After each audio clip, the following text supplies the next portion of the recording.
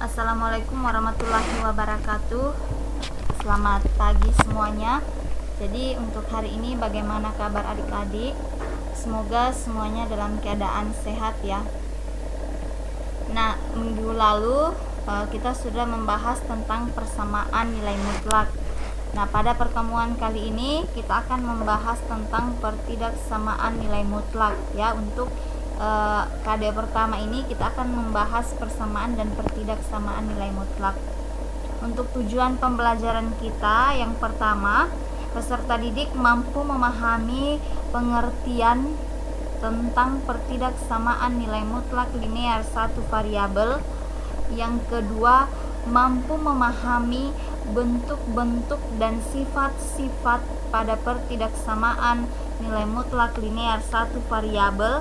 Dan yang ketiga, mampu menyelesaikan pertidaksamaan nilai mutlak linear satu variabel. Nah, minggu lalu kita sudah membahas tentang persamaan. Kalau persamaan itu tandanya kita menggunakan sama dengan, tapi kalau untuk pertidaksamaan namanya tidak sama, berarti kita bisa menggunakan tanda kurang dari, bisa menggunakan lebih dari, atau lebih dari sama dengan, atau kurang dari sama dengan. Nah, yang pertama kita akan membahas pengertiannya. Pertidaksamaan nilai mutlak linear satu variabel merupakan suatu pertidaksamaan nilai mutlak yang hanya menggunakan satu variabel. Biasanya variabel X, biasanya juga bisa variabel A atau variabel Y, tergantung ya sama soalnya. Jadi kalau pertidaksamaan nilai mutlak linear satu variabel berarti pertidaksamaan nilai mutlak yang hanya satu variabelnya. Nah, penyelesaian pertidaksamaan nilai mutlak linear ini untuk satu variabel itu memiliki sifat-sifat yang berbeda tergantung dari tanda pertidaksamaannya ya. Salah satunya itu tergantung dari tanda pertidaksamaannya. Nah, yang kedua, bentuk-bentuk umum pertidaksamaan nilai mutlak. Nah, di sini ada beberapa bentuk umum dari pertidaksamaan nilai mutlak. Yang pertama, untuk nilai mutlak fx lebih besar c. Yang kedua, nilai mutlak fx lebih besar sama dengan c. Yang ketiga, nilai mutlak kurang dari c. Dan yang keempat, nilai mutlak fx kurang dari atau sama dengan c.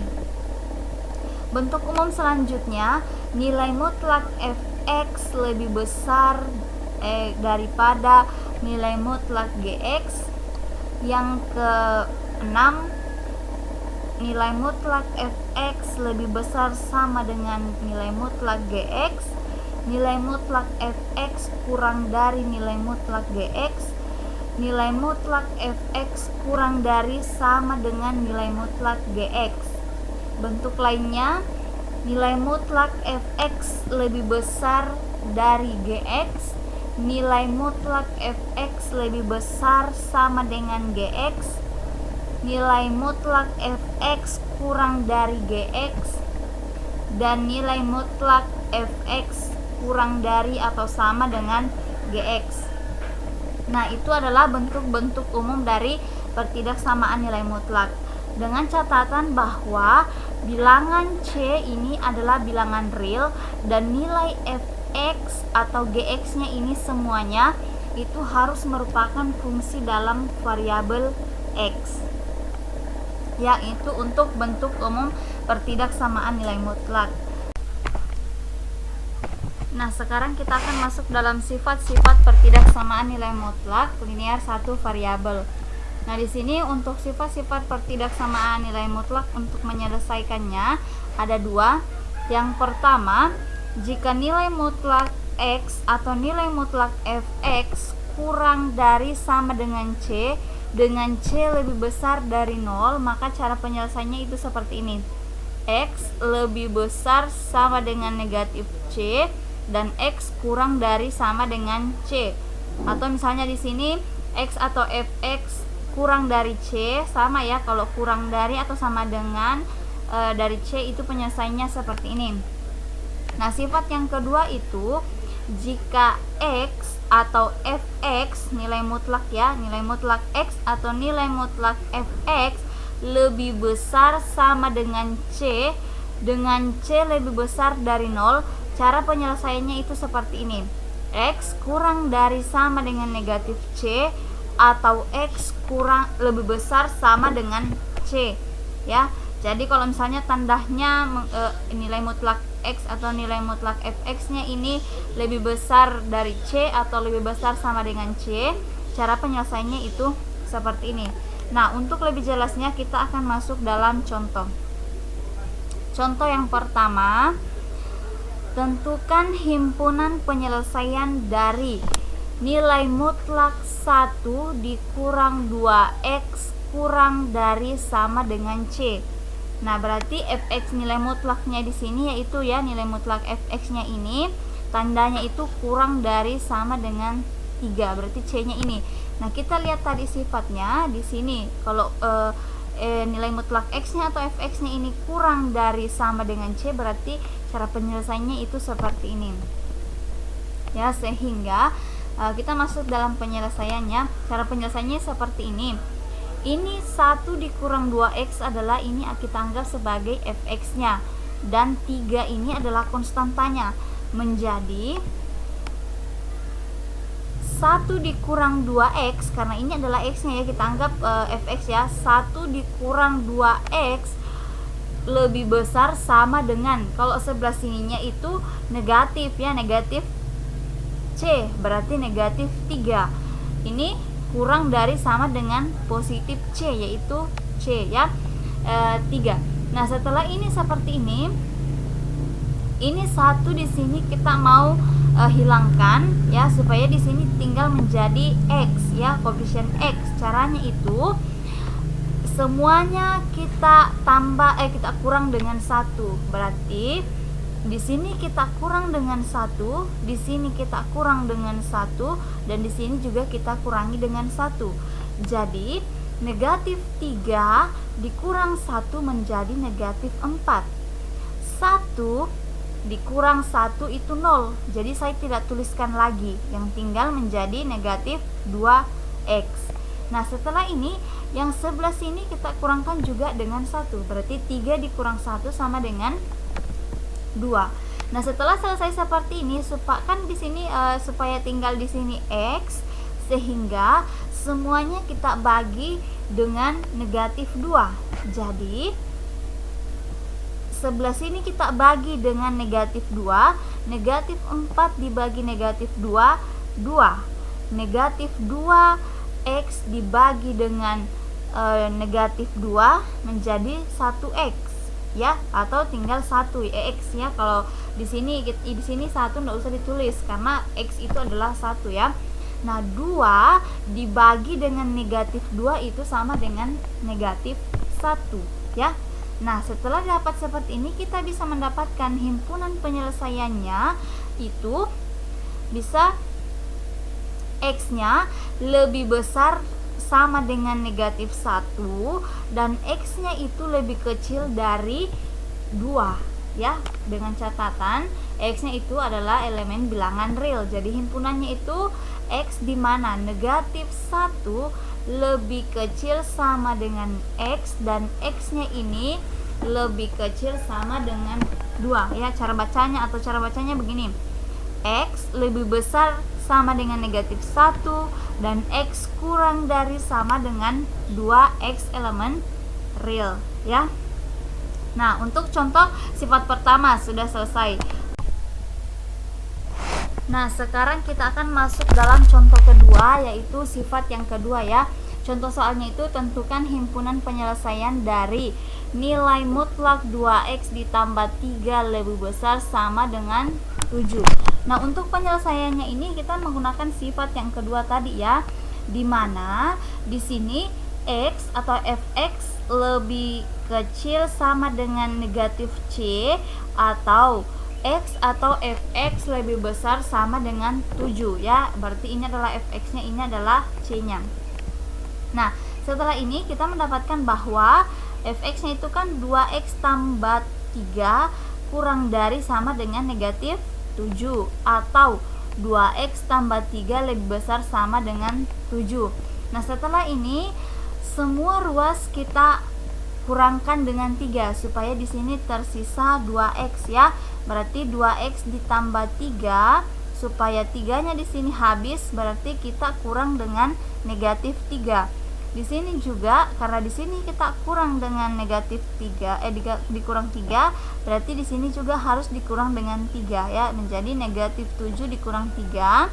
Di sini juga karena di sini dikurang 3, berarti di sini kurang 3 dan di sini dikurang 3. Semuanya dikurang 3 ya. Nah, setelah ini 3 dikurang 3 0. Jadi sudah tidak saya tuliskan atau saya ketik, jadi tinggal menjadi 2x kurang dari sama dengan negatif 7 dikurang 3 itu negatif 10, atau 2x 3 dikurang 3 itu 0 ya. Lebih besar sama dengan 7 dikurang 3 sama dengan 4. Nah, setelah ini ruas di sini kita bagi dengan 2 ya. Di sini kita bagi 2, di sini juga kita bagi 2, menjadi 2x ini dibagi 2 menjadi x, negatif 10 dibagi 2, 2x dibagi 2 menjadi x, 4 dibagi 2 ya. Nah, di sini tinggal x, negatif 10 dibagi 2 negatif 5, 4 dibagi 2 sama dengan 2. Sehingga di sini kita bisa mendapatkan bahwa himpunan penyelesaian dari pertidaksamaan tersebut seperti ini. X di mana x lebih kecil sama dengan negatif 5 atau x lebih besar sama dengan 2. X ini elemen bilangan real ya. Nah, ini untuk persamaannya, berarti untuk soal ini x-nya itu lebih kecil dari negatif 5 dan x-nya lebih besar sama dengan 2. Nah, kita akan masuk contoh selanjutnya ya. Ini untuk bentuk persamaan yang nilai mutlak fx sama dengan nilai mutlak gx. Oke. Nah, ini ada contohnya. Tentukan himpunan penyelesaian dari nilai mutlak 4x ditambah 3 kurang dari sama dengan nilai mutlak x dikurang 2. Jadi ini untuk bentuk persamaan nilai mutlak fx dan nilai mutlak gx. Jadi ini adalah fx-nya, ini adalah gx-nya. Oke, kita masuk dalam penyelesaian. Untuk pertidaksamaan nilai mutlak linear satu variabel dengan bentuk seperti ini itu kita menggunakan cara kuadrat ya. Jadi fx-nya ini kita kuadratkan, gx-nya ini kita kuadratkan. Jadi untuk penyelesaiannya fx ditambah 3 kurang dari sama dengan x kurang 2. Nilai mutlak ini kita kuadratkan, nilai mutlak ini kita kuadratkan, sehingga menjadi 4x ditambah 3 kuadrat kurang dari sama dengan x dikurang 2 kuadrat. Nah, setelah seperti ini, kedua ruas kita kurangkan dengan x kurang 2 kuadrat. Jadi ruas di sini kita kurang, di sini juga kita kurang, menjadi 4x tambah 3 kuadrat dikurang x kurang 2 kuadrat kurang dari sama dengan 0. Karena di sini x kurang 2 kuadrat dikurang x kurang 2 kuadrat itu sudah habis ya, tinggal 0. Oke. Nah, kalau sudah sampai di tahap seperti ini, kita ingat ya, di kelas 7 dulu pernah pelajari a kuadrat dikurang b kuadrat itu sama saja dengan a ditambah b dikali a dikurang b. Jadi kita anggap 4x tambah 3 ini adalah a, x kurang 2 adalah b. Yang pertama a ditambah b, jadi 4x ditambah 3, b nya itu x kurang 2, jadi ditambah x kurang 2 dikali a kurang b, berarti 4x ditambah 3 dikurang b nya berapa? X kurang 2 ya, kurang dari sama dengan 0. Setelah ini kita operasikan yang sejenis, berarti 4x ditambah x menjadi 5x, 3 ditambah negatif 2 menjadi 1 ya. 4x dikurang x menjadi 3x, 3 dikurang negatif 2 menjadi 5 ya, kurang dari sama dengan 0. Nah, setelah seperti ini kita mencari nilai x-nya, berarti 5x tambah 1 kita cari x-nya, yaitu x-nya sama dengan negatif 1/5. Untuk 3x tambah 5 kurang dari sama dengan 0, x-nya itu adalah negatif 5/3. Oke. Nah, dari sini kita bisa melihat bahwa himpunan penyelesaiannya memenuhi x-nya negatif 1/5 dan x-nya juga negatif 5/3. Kalau misalnya di sini kita mau menggambarkan persamaannya bisa seperti ini, berarti di sini adalah negatif 1/5, di sini negatif 5/3. Nah, di sini kita mau tahu apakah himpunan penyelesaiannya itu ke arah positif, apakah ke arah negatif ya, atau arahnya keluar ya, atau arahnya di dalam. Oke, kita lihat di sini. Sebenarnya untuk mengetahui di sini plus minus itu kita uji. Jadi kita uji persamaannya untuk ini ya. Misalnya angka 1 kita masukkan, ini kita uji juga ya. Kalau misalnya di sini berarti kita uji yang setelah ini berapa.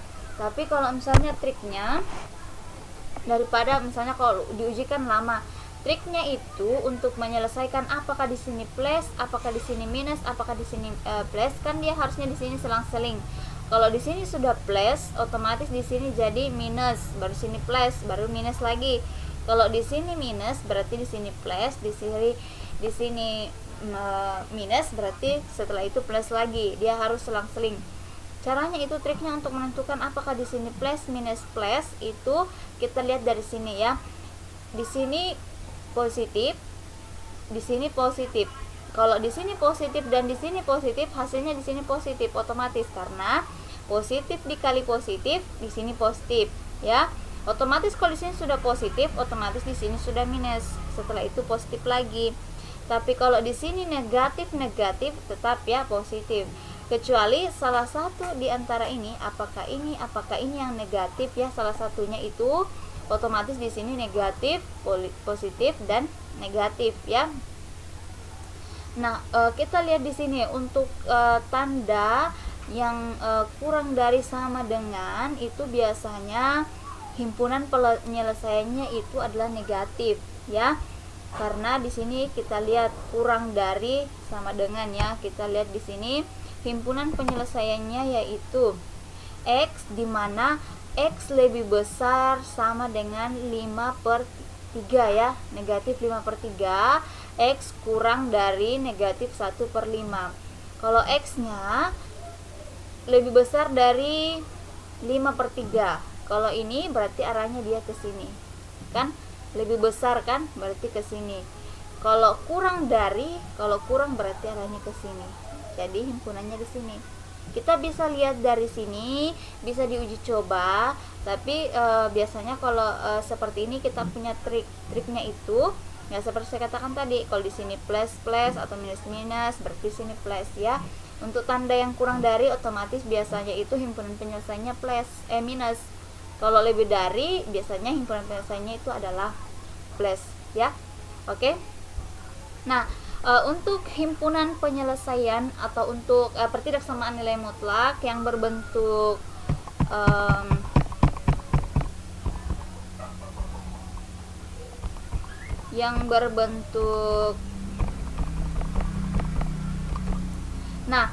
ini kan berbentuk ini tadi itu menggunakan dua sifat ya. Kalau misalnya nilai mutlak begini dengan konstanta, itu kita menggunakan dua sifat tadi.